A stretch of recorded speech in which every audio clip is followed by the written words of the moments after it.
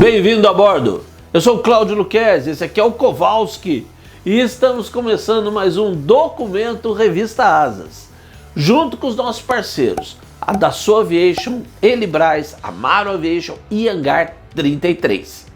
E assine a Revista Asas, informação, análise e história em profundidade.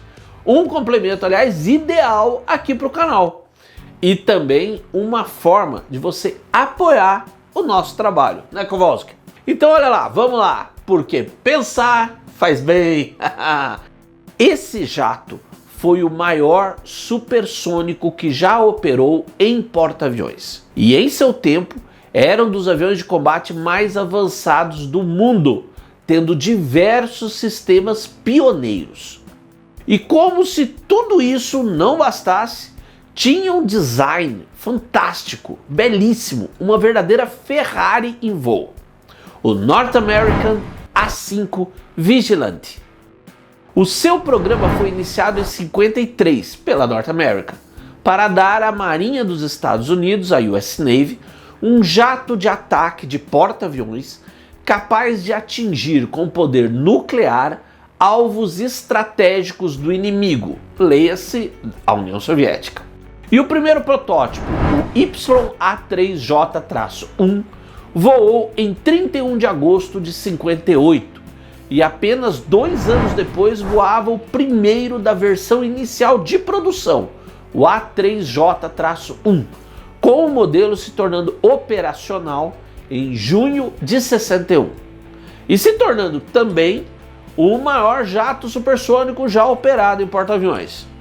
Mas a máquina da North American era muito mais que isso. Foi o primeiro jato de produção a ter um sistema de controle de voo assistido por computador.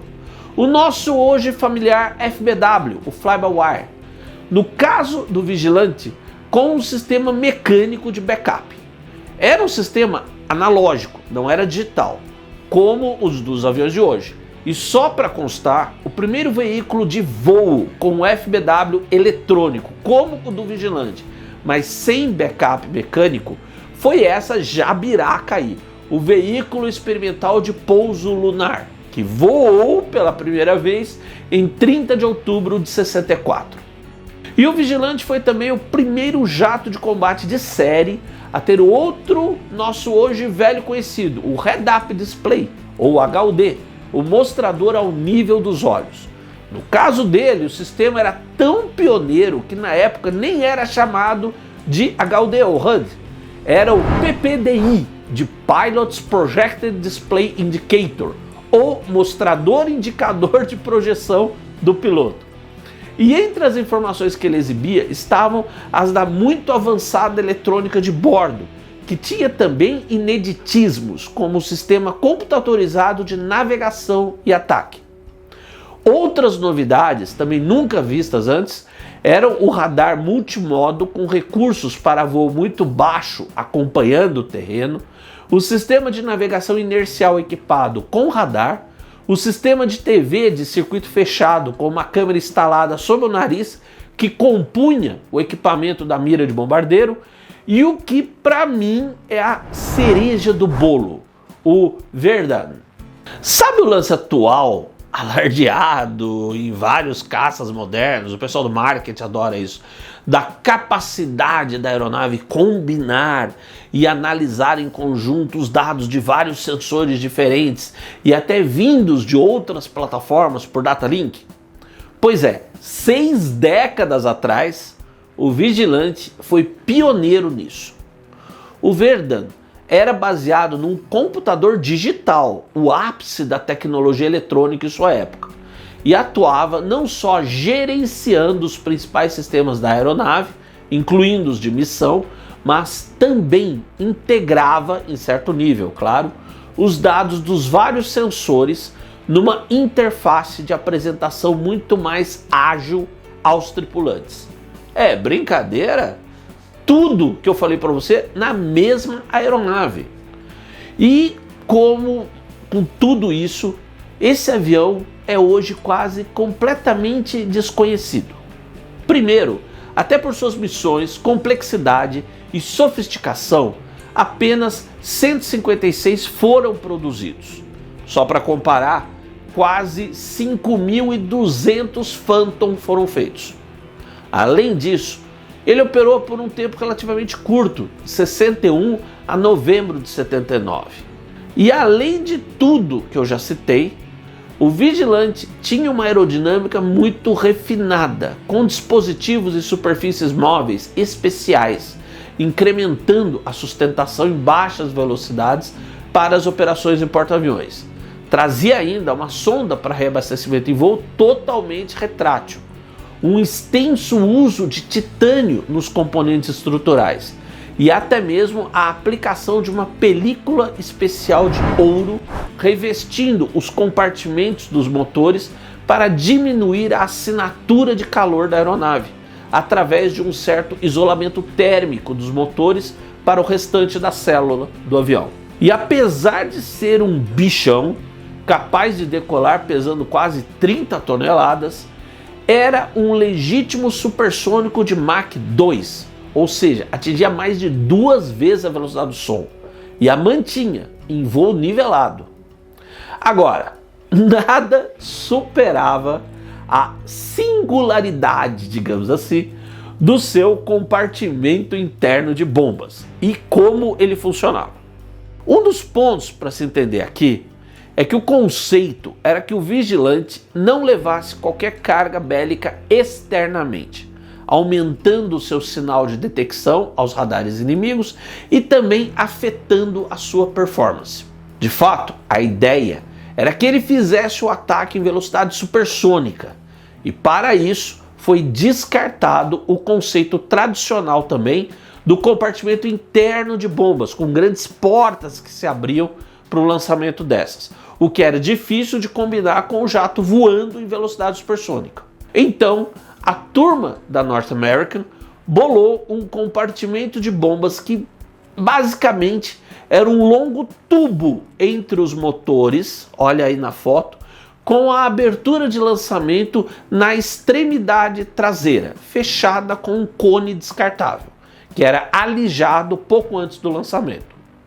Dentro desse túnel era normalmente montado um conjunto que ficou conhecido como trem de carga, composto, na ordem de lançamento, por 2 tanques de combustível extras alijáveis, seguidos por uma bomba nuclear Mark 27 ou 28. Mas a bomba nuclear podia também ser lançada sozinha.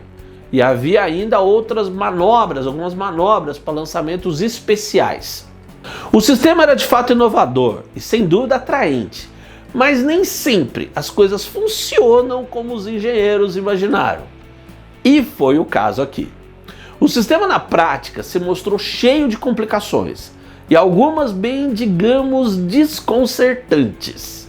Por exemplo, houve diversos casos em que no momento em que o jato tomava aquela porretada, na catapulta para decolar do porta-aviões, a inércia fazia a sua parte e o cone se soltava com a carga bélica rolando para fora, no convoo.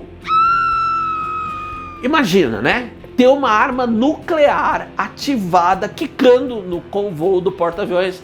Não era exatamente um incidente banal assim, eu imagino o pessoal correndo atrás daquilo lá.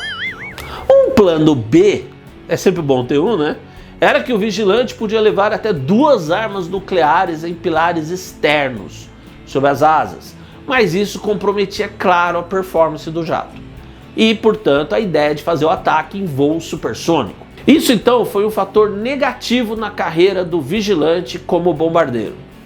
E na US Navy, a partir de 62, esses aviões passaram a ser designados A5A. O que, de certo modo, salvou o jato nessa altura foi que já estava em desenvolvimento uma versão de reconhecimento, que se tornaria o RA5C. Esses tinham uma longa carenagem ventral com 8 estações para transportar uma variedade de sensores, sendo que a suíte de reconhecimento básica incluía um radar de varredura lateral, um scanner térmico, câmeras fotográficas verticais e oblíquas e de imagem dividida, e também um conjunto aprimorado de contramedidas eletrônicas e um sistema de inteligência eletrônica.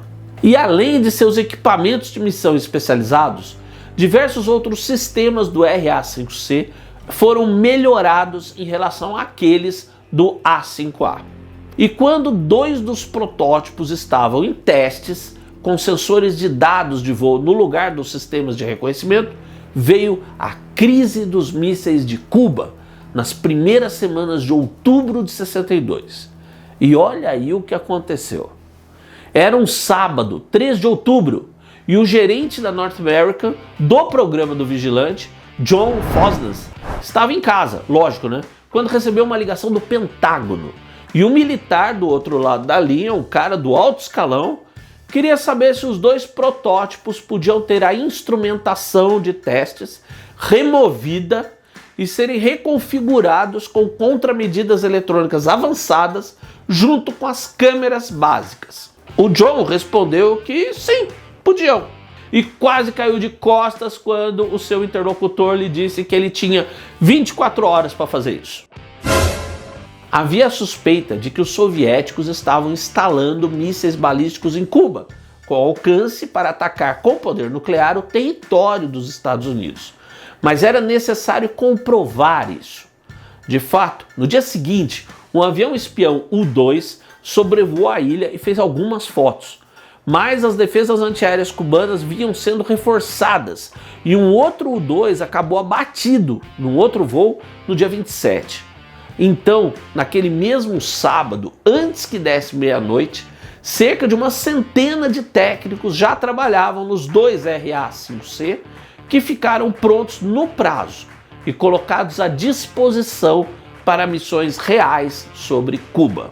Mas alguns jatos Crusader já disponíveis acabaram obtendo as provas fotográficas que o governo norte-americano precisava para justificar medidas imediatas, como o bloqueio do tráfego naval para a ilha caribenha. Porém, se não se comprova que voaram sobre Cuba, com certeza os vigilantes voaram ao redor dela. Essas missões, mantidas em sigilo até hoje, foram chamadas de DIF-SODA e nos logbooks dos tripulantes eram camufladas como treinamento de rotina, que de rotina não tinham nada, tá? Os jatos decolavam de Sanford e Albany, pousando para reabastecer em Key West, de onde decolavam já para logo ter Cuba em alcance visual. Então circundavam a ilha, coletando todo tipo de informação possível, das assinaturas dos radares da defesa aérea a fotos que conseguiam captar detalhes mesmo de alvos a quilômetros no interior da ilha. E apesar das rotas estarem tecnicamente sobre águas internacionais, por várias vezes foram escoltados por MiGs cubanos, além de vez por outra seus sensores alertarem que estavam na mira de armas antiaéreas. Mas nada mais grave rolou. E pouco depois de Cuba, os RA-5C se viram em ação no Vietnã, onde as suas missões tiveram início em agosto de 64. 8 esquadrões da US Navy participaram do conflito no Sudeste Asiático, geralmente realizando missões de verificação de danos pós-ataques, que eram missões de alto risco, e quando eram sobre o território do Vietnã do Norte, enquanto a aeronave estava sobre esse, voava o tempo todo em regime supersônico. Mesmo assim, as perdas foram pesadas. Nada menos que 13 jatos foram abatidos pelas defesas antiaéreas norte-vietnamitas, com mais um derrubado por um caça MiG-21. E houve ainda outros 9 perdidos por causas operacionais. Um termo usado muitas vezes pelos norte-americanos para ocultar aeronaves que foram tão avariadas pelo fogo inimigo que, apesar de terem voltado da missão, tiveram perda total, nunca mais voaram. Enfim, com a chegada das versões de reconhecimento dos F-4 Phantom II, a disponibilidade daquelas dos F-8 Crusader e as versões não só de reconhecimento fotográfico, como também eletrônico dos Douglas Skywayher, a US Navy iniciou a retirada de serviço dos Vigilante, que se completou em novembro de 79. Mas felizmente uma boa quantidade desses grandões foi preservada em museus e bases nos Estados Unidos. Obrigado por estar aqui comigo e com o Kowalski no canal da Revista Asas, o melhor da aviação e sua história e cultura no YouTube. Um grande abraço e até o próximo voo.